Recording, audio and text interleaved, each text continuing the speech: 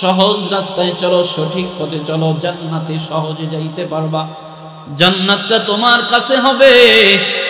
আল্লাহ তাআলা বলল বান্দা সহজ রাস্তায় চলো, শয়তান বললে ক্বালা ফাবিমা আগওয়াইতানি লাআকউদান্না লাহুম সিরাতাকাল মুস্তাকিম।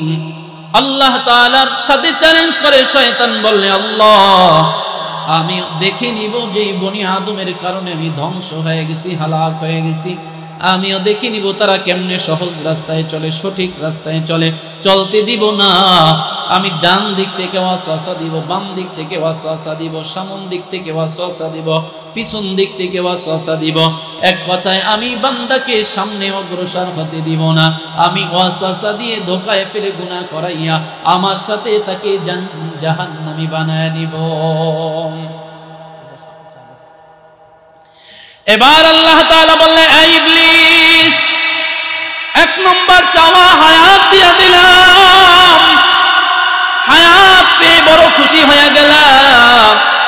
দুই নম্বর চাওয়া হে ইবলিস তুই চাইছো যে বান্দার রক্তে মাংসে মিশা ওয়াসওয়াসা দিবি, সেটাও দিয়া দিলাম। আগের হায়াত পাওয়ার পরে যতটা খুশি না হইছো, কিন্তু এই শক্তি পাওয়ার পরে খুশি বেশি হইছো, কারণ কি?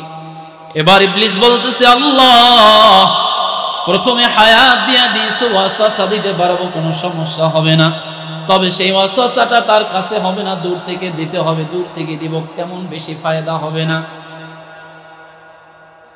যখন তুমি আমাকে এমন একটা শক্তি দিয়া দিলা রে আল্লাহ, যেই শক্তির কারণে আমি বান্দার শরীরের ভিতরে ঢুইকা ঢুইকা ওয়াসওয়াসা দিতে পারবো, এই কারণে আমি খুশি হয়ে গেলাম যাতে বান্দাকে সহজে জাহান্নামে নেওয়া যায়। আল্লাহ তাআলা বললে এ ইবলিস কখনোই পারবি না, আমার বান্দার 40, 50, 60, 70 বছরের জিন্দেগি হায়াত, বান্দা তোমার ওয়াসওয়াসায় পরে বান্দা 30 বছর গুনাহ করবে, 40 বছর গুনাহ করবে। হঠাৎ করে একদিন নিজের ভুল নিজে বুঝার পর আমি আল্লাহ তাআলার কাছে ক্ষমা চাবে, অনুতপ্ত হবে। আমি আল্লাহ এমন একটা দোয়া শিখায় দিব, ওই দোয়া পড়া যদি বান্দা আমার কাছে ক্ষমা চায়, আমি আল্লাহ 30 বছরের গুনাহ মুহূর্তের মধ্যে মাফ করে দিব। এবার শয়তানকে আল্লাহ তাআলা বলতেছে ইবলিস তুই তো আমার পাওয়ার সম্পর্কে জানো না, বান্দা অন্যায় করবে, অন্যায় করার পর আমার কাছে ক্ষমা চাইবে, আমি আল্লাহ এটাই চাই, এজন্য বনি আদম বানাইছি। এরে মুসলমান, আল্লাহ তাআলা ইবলিসকে আবার চ্যালেঞ্জ করে দিলেন তুই জাহান্নামে নিতে পারবি না। বান্দা 30 বছর 40 বছর গুনাহ করবে, মাত্র একটা দোয়া শিখায়া দিব। এই নোয়াখালীর মুসলমান, আপনারা কি সেই দোয়াটা শিখতে রাজি আছেননি? সবাই শয়তানকে আল্লাহ তাআলা চ্যালেঞ্জ করে দিল, মাত্র একটা দোয়া পড়বে, মাত্র 30 সেকেন্ড সময় লাগবে। কয় সেকেন্ড? 30 সেকেন্ড সময় লাগবে, 30 বছরের গুনাহ মাফ হয়ে যাবে। জোরে আওয়াজ করে বলেন সুবহানাল্লাহ। এবার আল্লাহ তাআলা বলতেছে ইবলিস আমার বান্দাকে আমি এমন একটা দোয়া শিখায়া দিব, বান্দা যখন নিজের ভুল বুঝার পর অনুতপ্ত হয়, যখন দুইটা হাত তুলে আমার কাছে বলবে রব্বানা যালামনা আনফুসানা ওয়া ইল্লাম তাগফির লানা ওয়া তারহামনা লানাকুনান্না মিনাল খাসিরিন।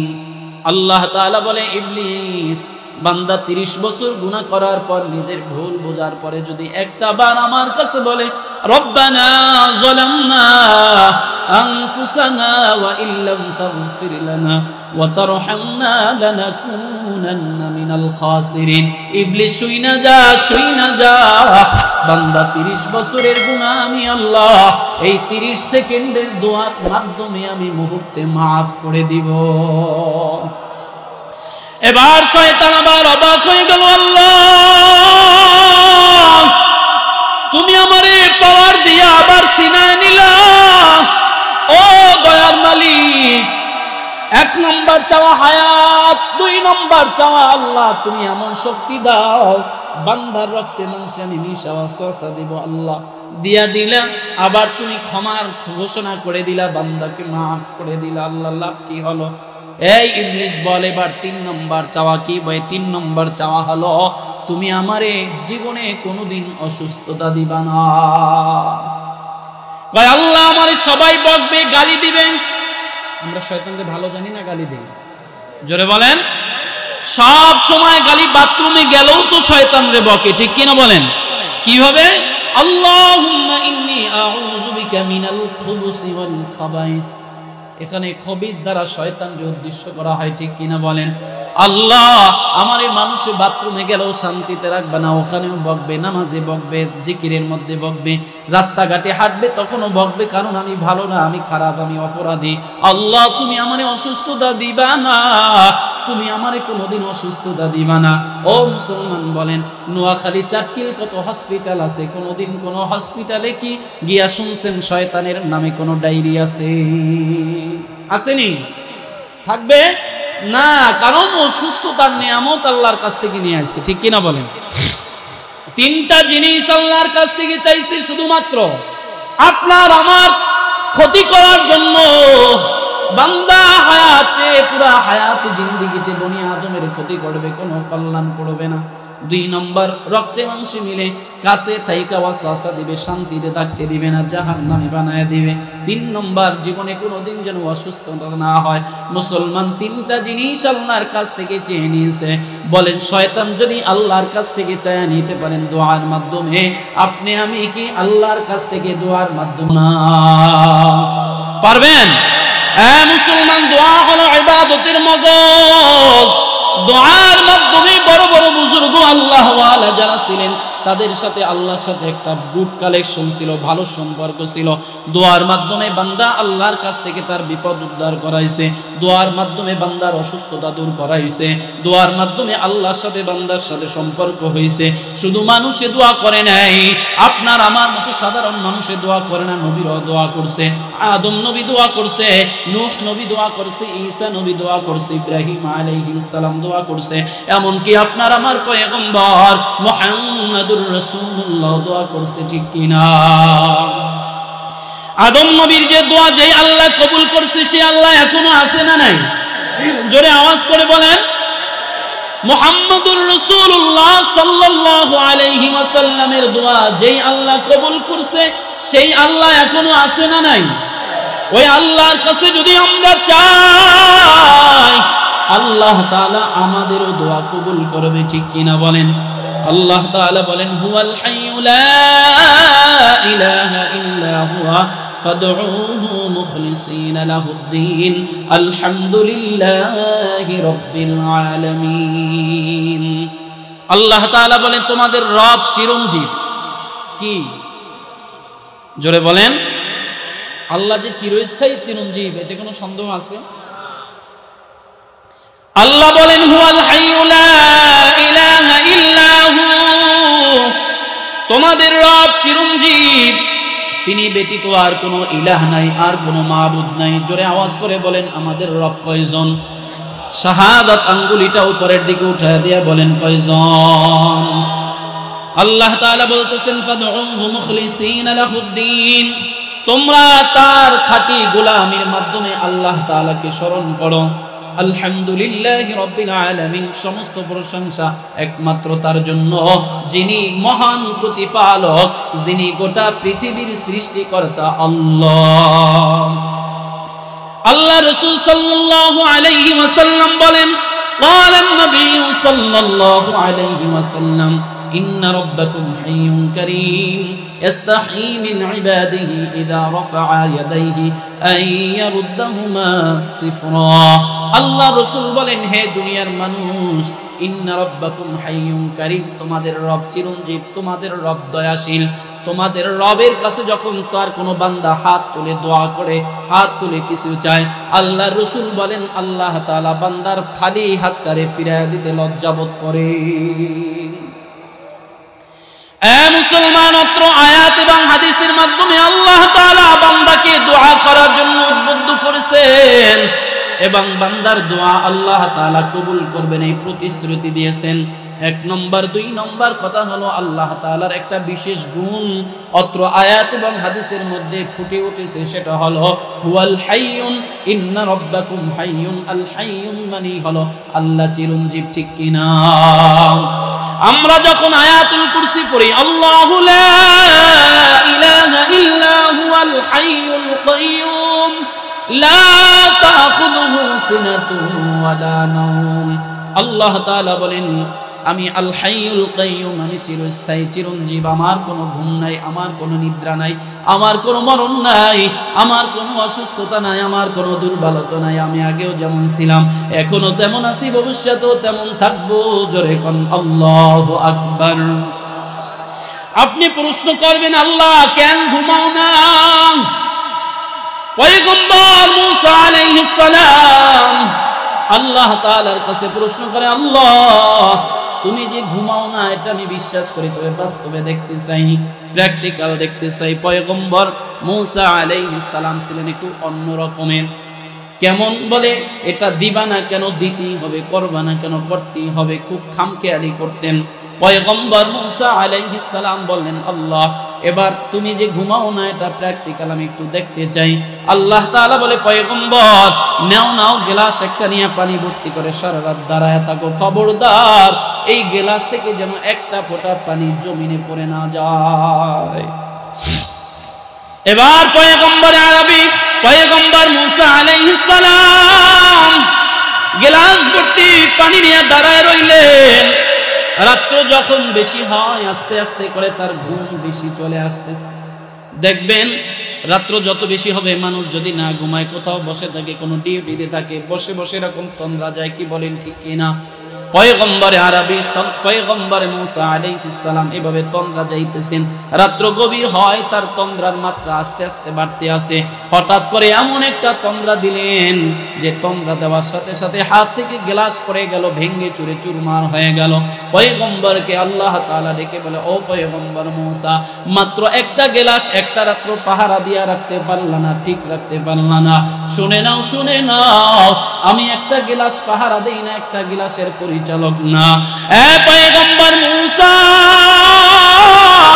সাত তবক জমিনের পরিচালক আমি আল্লাহ, সাত তবক জমিনের পরিচালক আমি আল্লাহ।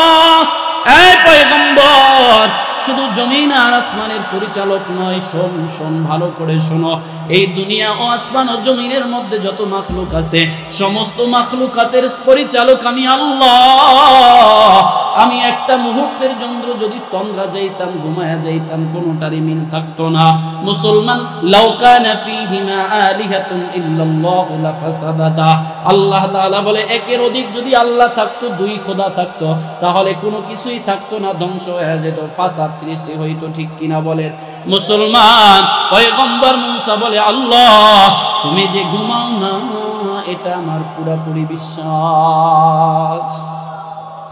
এটা তো নবী মুসার কথা, আমি আপনাদের কাছে বলি, আপনি আল্লাহকে জিজ্ঞেস করবেন, লা তাখুযুহু সিনাতু ওয়ালা নাওম। ও আল্লাহ তুমি কেন ঘুমাও না, কেন তুমি তন্দ্রা যাও না, কেন তোমার ঘুম নাই? আল্লাহকে আপনি প্রশ্ন করবেন, আল্লাহ জবাব দিবে, রে গোলাম আমি যদি ঘুমায়া যাই, তুই বান্দা দেখবেন দুনিয়ার মধ্যে কত মানুষ ঘুমায়, আবার কত মানুষ রাত্রে বেলা তাহাজ্জুদের আমল করে, ঠিক কিনা বলেন? কেউ আবার তাহাজ্জুদের নামাজ পড়ে দুইটা হাত তুলে গুনার কথা স্মরণ করে কান্না করে। আল্লাহ জবাব দিবে, রে বান্দা তুই যদি ঘুমায়া যাও কোনো সমস্যা নাই, কেউ তোকে ডাকবে না, কিন্তু বান্দা আমি কেমনে ঘুমাবো? আমার তো ঘুমানোর কোনো সুযোগ নাই, কারণ আমি যদি ঘুমায়া যাই, ওই আমার কত আশিক বান্দা আছে রাত্রে বেলা তাহাজ্জুদ করে মোনাজাত দিয়ে চোখের পানি ছেড়ে কান্না করে আমার কাছে ক্ষমা চায়।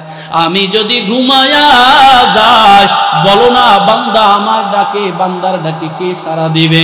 এই গোলাম আমি যদি ঘুমাই, গর্ভের মধ্যে বাচ্চা নিয়ে মা কষ্ট করে, ব্যথার যন্ত্রণায় রাত্রিবেলা ঘুমাইতে পারে না, পাশের একই বিছানায় স্বামী তার পাশে বসে আরামে ঘুমায়, কিন্তু জনম দুঃখিনী মা গর্ভে সন্তান নিয়ে ঘুমাইতে পারে না, কখনো ব্যথার যন্ত্রণায় দাঁড়ায় যায়, কখনো আবার বসে পড়ে, কখনো আবার শুয়ে পড়ে। ও মুসলমান, আল্লাহ তাআলা বলে ওই সময় স্বামীরও ডাকে না, মাও ডাকে না, বাবাও ডাকে না, ওই সময় ডাকে আল্লাহ আমারে বাঁচাও, আল্লাহ তুমি আমারে বাঁচাও।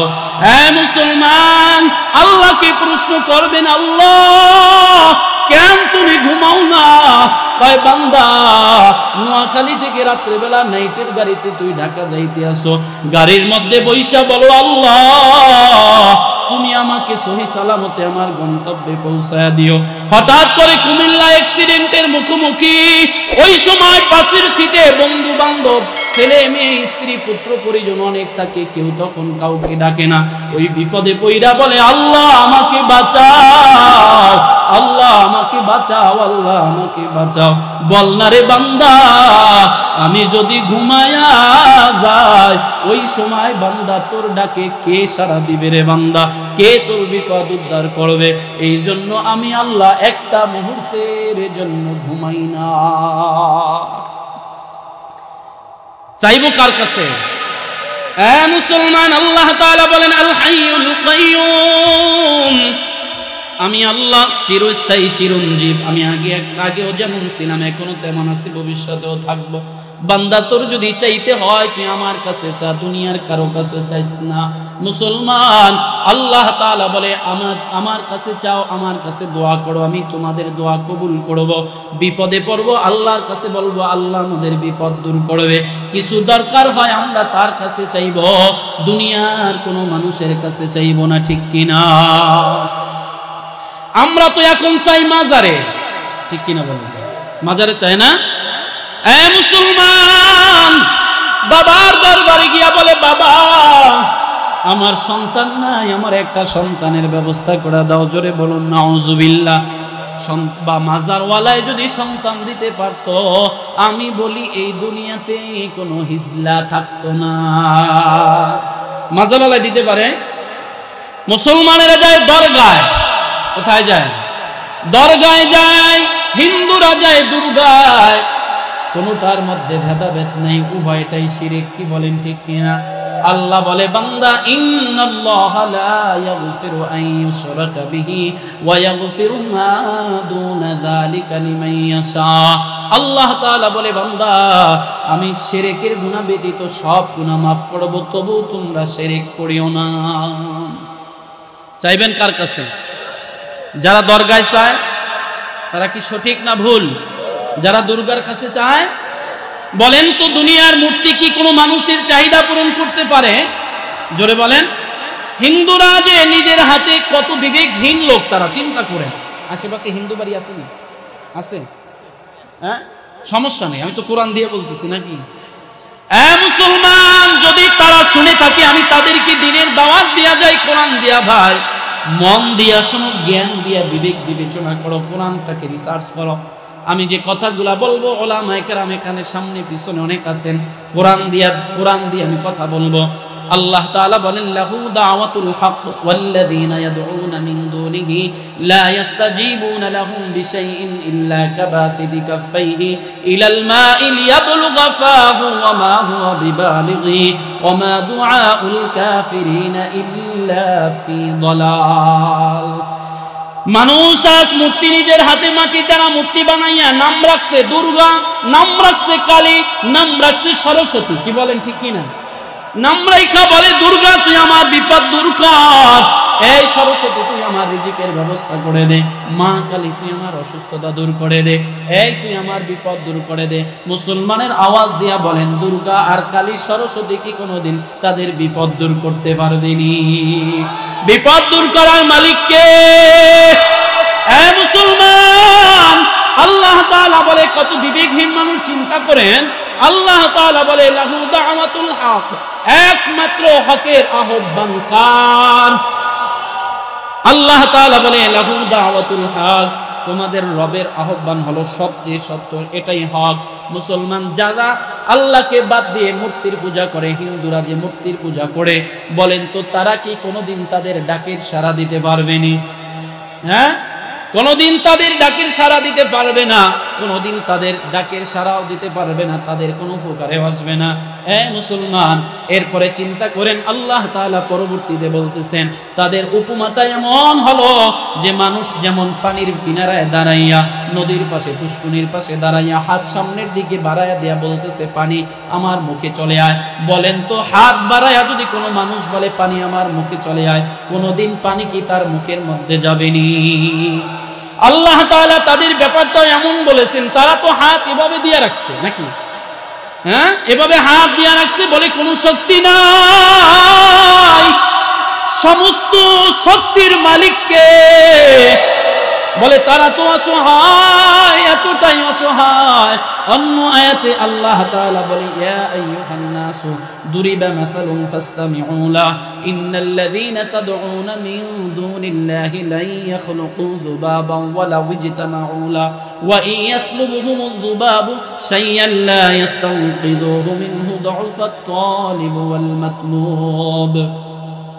আল্লাহ তাআলা বলে ইয়া আইয়ুহান নাস, হে দুনিয়ার লোক সকল, তোমাদেরকে একটা উপমা দেওয়া হলো, ফাসতামিউ লা, খুব মনোযোগ সহকারে শুনো। ওয়া ইয়াসলুবহুমুয যুবাবু শাইয়ান লা ইস্তানকিদুহু মিনহু দুআফাত তালিব ওয়াল মাতলুব। আল্লাহ তাআলা বলে হে দুনিয়ার মানুষ, উদাহরণ দেওয়া হলো, উপমা দেওয়া হলো, মনোযোগ সহকারে শোনো। তোমরা যে মূর্তির পূজা করো, মূর্তিকে ডাকো, কোনোদিন ডাকে সাড়া দিতে পারবে না, কোনো কাজেও আসবে না, কোনো উপকারেও আসবে না। তার মূর্তিকে যদি বলা হয় তোমরা একটা মাসি, ওয়া ইয়াসলুবহুমুয যুবাব, একটা মাসি তৈরি কইরা দেখাও, আপনারা বলেন তো কোনো মূর্তি নয়, এক মূর্তি নয়, দুনিয়ার সমস্ত মূর্তি মিলাও কি একটা মাসি বানাতে পারবেনি? যে কিছু বানাতে পারে না, যে কিছু দিতে পারে না, যে কথা বলতে পারে না, যে শুনে না, তার পূজা করা, তার কাছে চাওয়া, এটা কি ভালো না বোকামি? জোরে আওয়াজ করে বলেন। আল্লাহ তাআলা বলেন ওয়া ইয়াসলুবহুমুয যুবাবু শাইয়ান লা ইস্তানকিযুহু মিনহু দুআফাত তালিব ওয়াল মাতলুব। তাদেরকে যদি বলো একটা মাসি বানায়া দাও, তারা মাসিও বানাতে পারবে না, মাসি বানাতেও পারবে না। শুধু সেটা নয়, তাদের সামনে যে খাবারগুলা রাখা হয়, দুধ রাখা হয়, কলা রাখা হয়, মিষ্টি রাখা হয়, বলুন তো যদি ওই খাবার যদি একটা মাসি খেয়ে ফেলে নিয়ে যায়, কোনো মূর্তি কি এই খাবারটা ফিরায় রাখতে পারবেনি? পারবে? তাহলে এখন চিন্তা করেন কতটা অসহায় এই মূর্তি। তাদের কাছে কি কোনো ভালো মানুষে চাইতে পারে? কতটা অসহায়। আবু জাহেলের নাম শুনছেন আপনারা? শুনেন। আবু জাহেল একবার বিয়ের দাওয়াত পাইছে, বিয়ে বাড়িতে দাওয়াতে যাবে, বলে আমাকে বিয়ের দাওয়াত দিয়েছে, আমি কি হাদিয়া নিয়ে যাব? বলে আমি তো মন্ত্রী, আমি তো নিজেই বড় একজন খোদা হয়ে আছি, আমি আর কি হাদিয়া দিব? তিনি শেষ পর্যন্ত চিন্তা করলেন আমি আর একটা খোদা নিয়ে যাই যাদের নিজের হাতে বানানো। বলে খোদা নিয়ে বাড়ির দিকে, অনুষ্ঠানের দিকে রওনা করলেন। যাইতে যাইতে যাইতে যাইতে অর্ধেক পথ যখন গেলেন, হঠাৎ করে 1 নম্বরে ব্যাগ হয়ে গেছে। 1 নম্বর বুঝেন তো, প্রস্রাবের ব্যাগ হয়েছে আবু জাহেল। আবু জাহেল চিন্তা করতেছে খোদারে যদি মাথায় নিয়ে প্রস্রাব করি তো একটা অপমানই হয় না, কি বলেন? তো এটা রাইখা কামড়া সাইরালি রাস্তার পাশে রাস্তার উপরে রাইখা এক সাইডে গিয়া প্রস্রাব করতে বসছে। এখন প্রস্রাব করতেছে, শুনতেছে পিছনে শো শো শব্দ হইতেছে। কারণ কি? প্রস্রাব করে এখানে শব্দ হইলে তো সামনে হবে, পিছনে কেন? পিছনে তাকায় দেখতেছে কুকুর একটা আইসা পা একটা জায়গায় ওই খোদার উপরে প্রস্রাব করে দিচ্ছে। এখন প্রস্রাব শেষ হয়, আবু জাহেল খুব চেইতে গেছে, আইসে একটা আসার বাইরে এটার ভেঙেই ফেলেছে। তোর মতো খোদার দরকার নেই, কুত্তায় প্রস্রাব করছে তো এটারে ফিরে রাখতে পারছ না, তুই কিসের খোদা? তাহলে তো মুহাম্মাদের খোদাই তো আসল খোদা। সুবহানাল্লাহ বলেন। আবু জাহেল জানতো না যে আল্লাহ এক, তিনি আসল খোদা, এটা কি জানতো কিনা? নবীজি সত্য, এটা জানতো কিনা? নবীরে কি তারা চেনে নাই?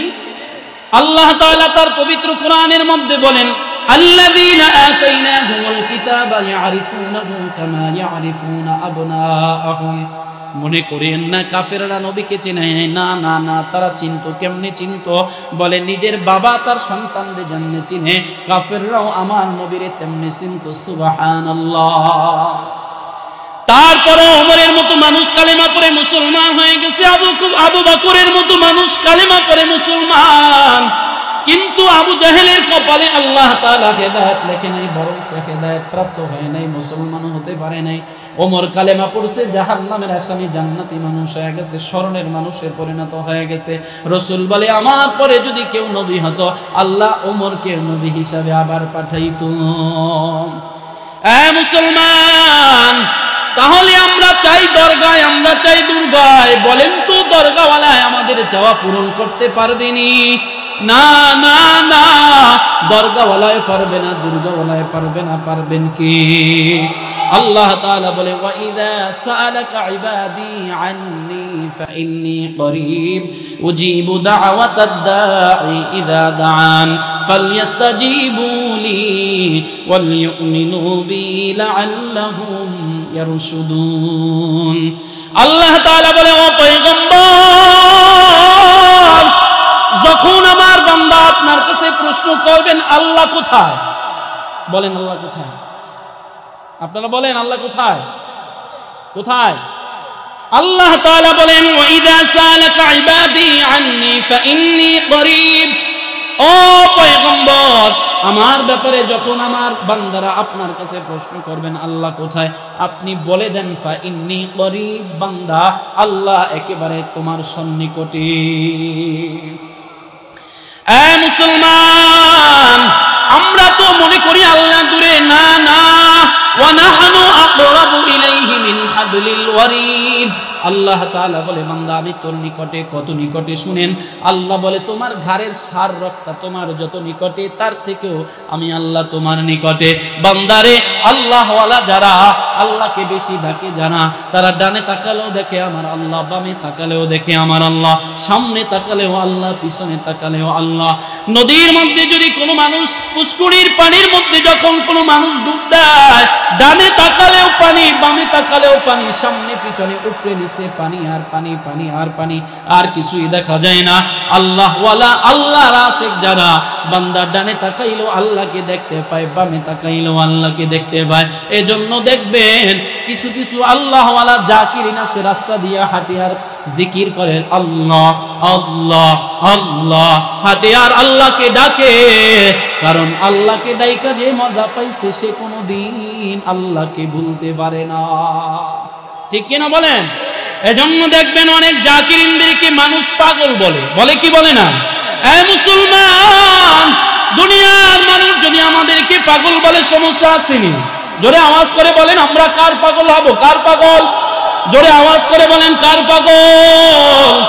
লোকে বলে বলুক পাগল, লোকের কথায় হবে কি? ঠিক কিনা?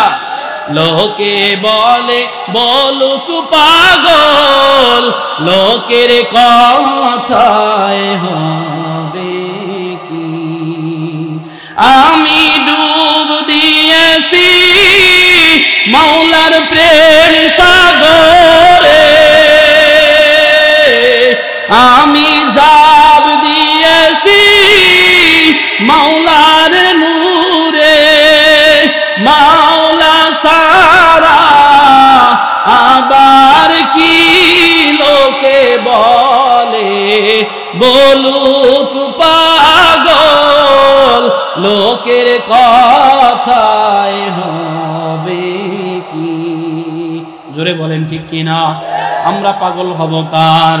বান্দারে, যেই বান্দা আল্লাহকে সব সময় ডাকে, বান্দা যখন শুয়া পড়ে শুয়া শুয়াও আল্লাহর জিকির করে, বান্দা যখন হাঁটে আল্লাহর জিকির করে, ব্যবসায়ী যখন হাঁটবে আল্লাহওয়ালা তখন আল্লাহর জিকির করে, কার কৃষি ক্ষেত করবে, কৃষি কাজ করবে, সেখানে গেলে আল্লাহকে ডাকে।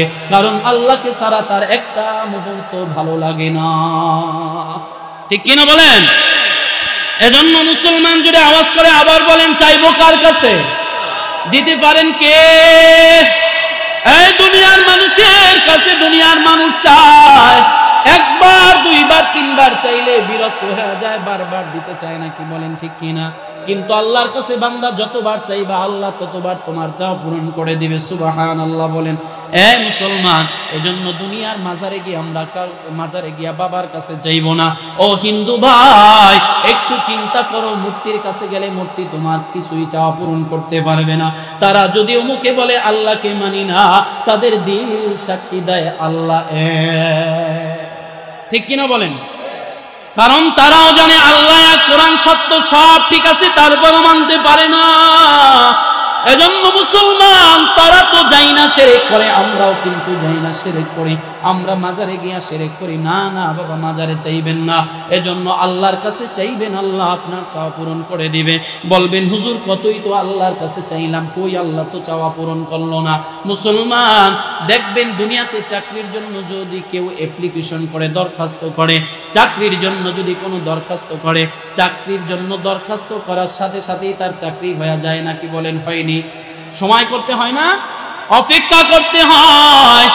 আবার কিছু নিয়ম কানুন আছে, বলে নিয়ম কানুন মাইনা তোমার দরখাস্ত করতে হবে, তাহলে তোমার দরখাস্ত কবুল হবে। অনিয়ম করে যদি দরখাস্ত লেখো, তোমার দরখাস্ত মঞ্জুর হবে না। ঠিক আল্লাহ তাআলা বলে, গোলাম, দুনিয়ার মানুষ তোর চাওয়া পূরণ করতে পারবে না, আমি পারবো, তবে আমার কাছে দরখাস্ত কর। বলে দোয়া কর, আমার কাছে চা। আল্লাহর কাছে দরখাস্ত করা, দোয়া করার জন্য 5টা শর্ত আছে। বলে 5টা শর্ত মাইনা যদি কোনো বান্দা আল্লাহর কাছে কিছু চাইতে পারে, আল্লাহ বলে বান্দার চাওয়া আমি ফিরায় দেই না। 1 নম্বর, কয় শর্ত? কয় শর্ত? ভালো করে শুনুন, কয় শর্ত? 1 নম্বর শর্ত, 1 নম্বর শর্ত হলো দোয়া করার আগে নেক আমল করে নিব। কি করবেন? যখন দোয়া করবেন, দোয়ার আগে নেক আমল, হোক সেটা নামাজ, হোক সেটা রোজা, হোক যাকাত, হোক কোনো কোরআন তেলাওয়াত, হোক জিকির আজকার, যে কোনো আমল করে আল্লাহর কাছে নেক আমল করার পরে দোয়া করবেন। 2 নম্বরে হলো দোয়া করার আগে অবশ্যই ইস্তেগফার করে নেবেন। ইস্তেগফার করলে কি লাভ হবে? আল্লাহ তাআলা বলে, ফাকুল তুস্তাগফিরু রাব্বাকুম ইন্নাহু কানা গফফারা ইরসিলিস সামাআ আলাইকুম মিদরারা ওয়া ইউমদিদকুম বিআমওয়ালিন ওয়া বানিনা ওয়া ইয়াজআল লাকুম জান্নাতিন ওয়া ইয়াজআল লাকুম আনহারা। আল্লাহ তাআলা বলে, ফাকুল তুস্তাগফিরু রাব্বাকুম, তোমরা তোমাদের রবের কাছে ক্ষমা প্রার্থনা করো, ইস্তেগফার করো। ইন্না রাব্বাকুম কানা গফফারা, তোমাদের রব ক্ষমাশীল, তোমাদের রব দয়াশীল। মুসলমান বলে ইস্তেগফার করলে কি হবে? ইরসিলিস সামাআ আলাইকুম মিদরারা, আল্লাহ তাআলা বলেন বান্দা আমি অজস্র বৃষ্টির ব্যবস্থা করে দেব। ওয়া ইউমদিদকুম বিআমওয়ালিন ওয়া বানিন, আল্লাহ তাআলা বলে সম্পদ দিয়ে সাহায্য করব, সন্তান দিয়ে সাহায্য করব। ওয়া ইয়াজআল লাকুম জান্নাতিন ওয়া ইয়াজআল লাকুম আনহারা, আমি আল্লাহ তোমাদের জন্য জান্নাতে বাগিচার ব্যবস্থা করব, বাগানের ব্যবস্থা করব। আমি আল্লাহ তোমাদের জন্য জান্নাতের মধ্যে নহর বানায় দিব, দুধের নহর, মধুর নহর, শরবতের নহর। খাইবা খাইবা বান্দা, জীবনে কোনোদিন এই নহরের শরবত শেষ হবে না। নুজহাতুন নওয়াজির ফি আহলিল আকাবির গ্রন্থে উল্লেখ ঘটনা, পয়গম্বর মূসা আলাইহিস সালামের জামানায়, পয়গম্বর মূসা আলাইহিস সালামের জামানায় একবার দুর্ভিক্ষ দেখা দিল, অভাব আর অভাব। বলে এমন অভাব, মানুষ ক্ষুধার যন্ত্রণায় ছটফট করতেছে। কৃষি ক্ষেতের মধ্যে ফসল বুনছে, কিন্তু বৃষ্টির কোনো ব্যবস্থা নাই। বলে বৃষ্টির ব্যবস্থা না হওয়ার কারণে ফসল পুরো সব ছাই হয়ে যাইতেছে, সারখার হয়ে যাইতেছে। এবার সমস্ত বনি ইসরাইলরা সবাই মিলে পয়গম্বর মূসার কাছে গেলে, পয়গম্বর আপনি আল্লাহর কাছে একটু দোয়া করেন, আল্লাহ যেন বৃষ্টির ব্যবস্থা করে দেয়। হ্যাঁ মুসলমান, আল্লাহ তাআলার কাছে দোয়া করার জন্য পয়গম্বর মূসাকে বললেন। পয়গম্বর মূসা আলাইহিস সালাম বললেন, ঠিক আছে, আগামীকাল সকাল 10টার সময় তোমরা ময়দানে সমবেত হইবা। আমি একা না, তোমাদের সবাইকে নিয়ে দোয়া করব। আল্লাহ তাআলা অবশ্যই কারো না কারো দোয়া কবুল করে নিবি। তওবাকারীর দোয়া যে আল্লাহ কবুল করে, এই কথাটা বোঝানোর জন্য ঘটনাটা। এবার পয়গম্বর মূসা আলাইহিস সালামের দরবার থেকে সবাই চলে গেল। পরের দিন সকালবেলা 10টার সময় 70,000 বনি ইসরাইলরা ময়দানে হাজির হয়ে গেল। পয়গম্বর দোয়া দুরূদ পরে আল্লাহর কাছে হাত তুলে বৃষ্টির জন্য দোয়া করতেছে, কিন্তু কোনোভাবেই দোয়া কবুল হয় না। দোয়া কবুল হওয়ার কোনো আলামত দেখা যায় না। আল্লাহ তাআলার কাছে পয়গম্বর ডাক দিয়া বলতেছে, আলাম আকুম বিদুআইকা রব্বি শাকিয়া, ও আল্লাহ কোনদিন তো আমি দোয়া করে বিফলে যাই নাই, সব দোয়া তুমি আমার কবুল করছো, কেন আমার দোয়া কবুল হয় না? আল্লাহ তাআলা জানায় দেয়, পয়গম্বর কেমনে দোয়া কবুল করব? যেই মজলিসের মধ্যে তুমি দোয়া করতেছো, মজলিসের মধ্যে 40 বছর যাবত গুনাহগার বান্দা আছে, ওই বান্দা না যাওয়া পর্যন্ত আমি তোমার দোয়া কবুল করব না। কয় বছর? একাধারে 40 বছর পর্যন্ত গুনাহ করেছে এমন মানুষ মজলিসে হাজির। এ পয়গম্বর, এই বান্দা না যাওয়া পর্যন্ত দোয়া কবুল হবে না। এবার পয়গম্বর মুসা নবী হাত ছেড়ে দিলেন, দোয়া ছেড়ে দিলেন, ডাক দিয়া বলতেছো, কে আছো এমন 40 বছর পর্যন্ত গুনাহ করছো, দাঁড়ায়া যাও, দাঁড়ায়া যাও, বের হয়ে যাও, তোমার জন্য দোয়া কবুল হয় না। এবার পয়গম্বরের ঘোষণা আস্তে আস্তে করে এক পর্যায়ে যখন 40 বছর গুনাহগারের কানের মধ্যে গেল, হঠাৎ করে তিনি আশেপাশে তাকায়া দেখতেছেন, আমি যদি এখন উঠা যাই তো সবাই আমাকে জানবে আমি গুনাহগার, আমি অপরাধী হয়ে যাব, সকলের কাছে আমি চিহ্নিত হয়ে যাব। না না, আমি যাব না, তো আমি কি করব?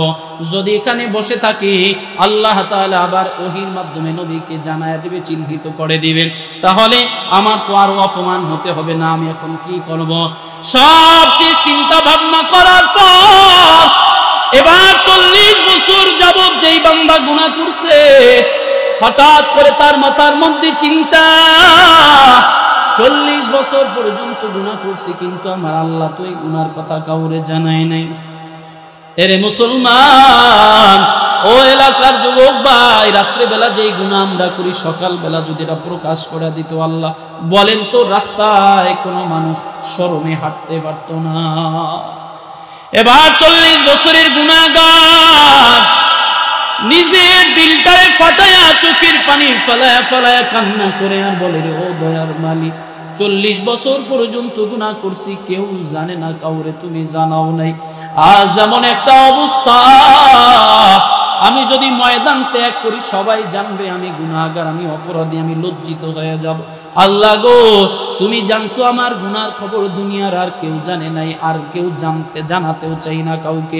ও আল্লাহ, তুমি মাফ করে দাও। আল্লাহ তাআলা বান্দার তওবা এমন ভাবে কবুল করেছেন, বান্দার তওবা কবুল করলেন, গুনাহ মাফ করে দিলেন। হঠাৎ করে আকাশ মেঘাচ্ছন্ন হয়ে বৃষ্টির ব্যবস্থা হয়ে গেল।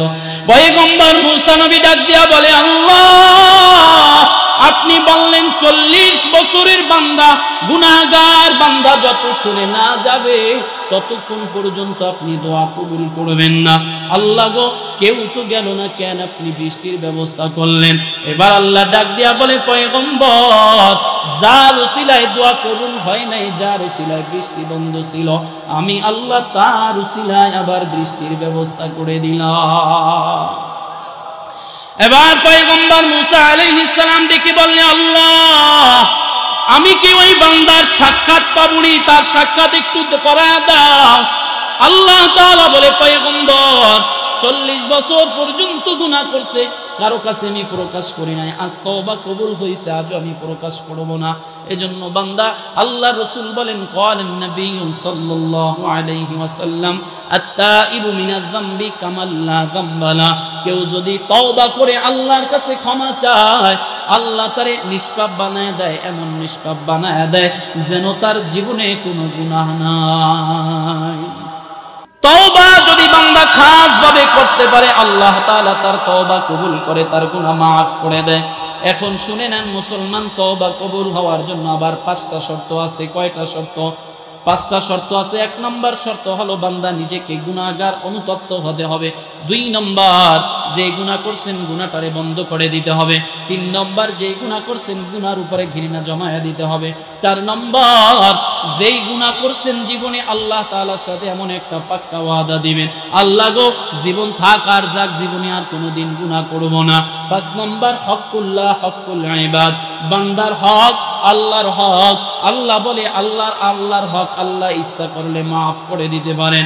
বান্দার হক যতক্ষণে বান্দা মাফ না করবে ততক্ষণে তাকে আল্লাহ মাফ করবে না। তওবা কবুলের 5 শর্তের মধ্যে প্রথম শর্ত অনুতপ্ত হওয়া যাবে। 2 নম্বর গুনাহ বন্ধ করা সম্ভব। 3 নম্বর গুনার প্রতি ঘৃণা জমা দিলাম। 4 নম্বর ওয়াদা করলাম জীবনে আর কোনো গুনাহ করব না। 5 নম্বরের হকটা, 5 নম্বরের যে শর্তটা হকুল ইবাদ, বলে বান্দার হক আদায় করাটা খুব কঠিন ব্যাপার। ঠিক কিনা বলেন? মুসলমান, হক নষ্ট করে হাজী সাহেব হইছে এমন হাজী আছে না নাই? হক নষ্ট করে 3 তলা 4 তলা বাড়ির মালিক, গাড়ির মালিক, মিল ফ্যাক্টরির মালিক, এরকম মানুষ আমাদের মধ্যে আছে না নাই? মুসলমান, আমরা তো মনে করি কোনো সমস্যা নাই। আল্লাহ রাসূল সাল্লাল্লাহু আলাইহি ওয়াসাল্লাম সাহাবায়ে কেরামদেরকে প্রশ্ন করলেন, ও সাহাবায়ে কেরাম বলো, নিঃস্ব কে, অসহায় কে? আল্লাহ রাসূলের সাহাবায়ে কেরাম জবাব দিল, বলে যার ঘর নাই, বাড়ি নাই, কিচ্ছু নাই, সে তো অসহায়। আল্লাহ রাসূল বলে, না না, অসহায় হইল ওই ব্যক্তি হাসরের ময়দানে অনেক হজের সওয়াব নিয়ে উঠবে, হাজার হাজার টাকা দানের সওয়াব নিয়ে উঠবে, হাজার হাজার রাকাত নামাজের সওয়াব নিয়ে উঠবে, অনেক নেক আমল নিয়ে হাসরের ময়দানে বান্দা হাজির হবে। কিন্তু বান্দা মানুষের পাওনা দিতে দিতে এক পর্যায়ে শেষ হয়ে যাবে। বলে দুনিয়াতে কারো টাকা মেরে খাইছে, এই টাকা কিভাবে শোধ করবে? বলে হাসরের ময়দানে তার নেক আমল বান্দা কি দিয়ে দিবে? কাউকে অন্যায়মূলকভাবে অত্যাচার করছে, নির্যাতন করছে, আঘাত করছে, টাকা পয়সার লেনদেন থাকবে না, নেক আমলের মাধ্যমে বান্দার লেনাদেনা পরিশোধ করা হবে। দিতে দিতে যেই ব্যক্তি শেষ পর্যন্ত অন্য মানুষের গুনাহ নিয়ে জাহান্নামে যাবে, আল্লাহ রাসূল বলেন আসলে প্রকৃতপক্ষে অসহায় নিঃস্ব হলো সেই ব্যক্তি। মুসলমান, আমরা আজ হাজার হাজার টাকা মানুষের আত্মসাৎ করে খাইলাম, কখনোই কোনো চিন্তা আমাদের ভিতরে নাই, কোনো ভয় নাই, কোনো টেনশন নাই। অথচ আল্লাহ রাসূল সাল্লাল্লাহু আলাইহি ওয়াসাল্লাম হকের ব্যাপারে কতটা অটল ছিলেন, কতটা সচেতন ছিলেন। আল্লাহ রাসূলের শেষ সময়, অন্তিম সময়ে যখন পয়গম্বরে আরবি অসুস্থ অবস্থায়, আল্লাহ রাসূল হাঁটতে পারে না, এমন সময় নিজের আপন চাচাতো ভাই ফজলকে ডাক দিয়া বলে, রে ফজল, আমি অসুস্থ, আমি হাঁটতে পারি না, আমার শরীরে কোনো শক্তি নাই, দুর্বল মানুষ, আমার একটু ধর, আমার একটু মসজিদে নববীর সামনে নিয়ে চল। ফজল বলে, আমার নবী আমার ঘাড়ের মধ্যে হাত দিয়া পা হেসরায়া হেসরায়া ওই যে মসজিদে নববীর সামনে গেলেন, এবার আমাকে নামায়া রাসূল বসলেন। এবার পয়গম্বর ডাক দিয়া বললে, ফজল, ওই যে উঁচা জায়গাটা দেখা যায় ওইখানে দাঁড়ায় একটু ডাক দিয়া বলো, ও মদিনার লোকেরা, কোথায় কি আছো? আসো, পয়গম্বর তোমাদের কাছ থেকে শেষ বিদায় নিবে, তোমাদের সাথে একটু দেখা করবে, কথা বলবে।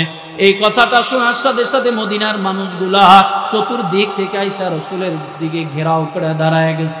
এবার ফজলের কাঁধের উপরে হাত দিয়া নবী আবার দাঁড়ালেন, দাঁড়ায়া সবাইকে ডেকে বললেন, ও মদিনার লোকেরা রে, আমি ছোট থেকে দীর্ঘদিন যাবত তোমাদের সাথে আমার বেড়ে ওঠা, আমার চলাফেরা, ওঠা বসা হয়েছে। যদি কোনো মানুষ আমার কাছে কেন দেনা পাওনা থাকো, কোনো টাকা পয়সা পেয়ে থাকো, আমার কাছে বলো, আমি শেষ সময় তোমাদের পাওনা পরিশোধ করে যাব। আমি কারো ঋণ নিয়ে কবরে যাইতে চাই না। শত শত হাজার হাজার সাহাবীর মধ্য থেকে একজন সাহাবী দ্বারা বলতেছে, পয়গম্বর, আমি আপনার কাছে 3 দিরহাম পাবো, কেমনে পাইবা? আমার একটু স্মরণ করায়া দিবানি? বলে, জি হুজুর। কেমনে? বলে, একদিন এক মুসাফির এসে আপনার কাছে হাত পাতছিল ভিক্ষার জন্য, আপনার কাছে হাত পাতার পরে আপনার পকেটে টাকা ছিল না, আপনি আমার কাছ থেকে 3 দিরহাম হাওলাত করে ধার দিয়ে তাকে ভিক্ষা দিয়েছিলেন। পয়গম্বর, এমন করে আমি আপনার কাছে 3 দিরহাম পাওনা আছি। এবার পয়গম্বর ডাক দিয়া বলে, রে ফজল, যাও যাও, আমার সম্পদ থেকে তাকে তুমি 3 দিরহাম দিয়া তার পাওনা মিটায়া দাও। দেওয়া হলো। এবার নবী দাঁড়ায় বলতেছেন, ও মদিনার লোকেরা, বলো না আমি কি কাউকে অন্যায়মূলক ভাবে আঘাত করেছি কিনা, ব্যথা দিয়েছি কিনা? কেউ কোনো কথা বলতেছে না। হঠাৎ করে এক সাহাবী দাঁড়ায় বলতেছে, পয়গম্বর, আমার পিঠের মধ্যে আপনি একবার চাবুকের দ্বারা আঘাত করেছিলেন আপনার নিজের অজান্তে। বলে, কেমনে করেছিলাম, স্মরণ করায় দিবানি? বলে, জি হুজুর। বলে পয়গম্বর ঘোড়ার পিঠে সওয়ার হয়ে কোথাও যাইতেছিলেন, ওই সময় আপনার হাতের মধ্যে একটা চাবুক ছিল, চাবুকটারে আপনি এভাবে ঘুরাইতেছিলেন, ওই চাবুকের আঘাত আমার পিঠের মধ্যে এসে লাগছিল গো নবী। ও পয়গম্বর, এই শেষ সময় সবার চাহিদা সবার পাওনা যদি মিটায়া দেন, আমার ওই পাওনাটা আমার মিটায়া দিতে হবে, আমি আদায় করে নিব। মুসলমান কথাটা শোনার সাথে সাথে সাহাবায়ে কেরাম আশ্চর্য হয়ে গেলেন, কেমন করে সাহাবী হইয়া নবীর গায়ে আঘাত করবে, এটা কেমনে সম্ভব? আবু বকর দাঁড়ায় গেছে, সাহাবী খবরদার আমার নবীর গায়ে আঘাত করবা না। ওমর দাঁড়ায় গেছে, খবরদার আমার নবীর গায়ে আঘাত করবা না, তোমার গায়ে নবী নিজের অজান্তে আঘাত করেছে, আমাদের পিঠ আমরা পাইতে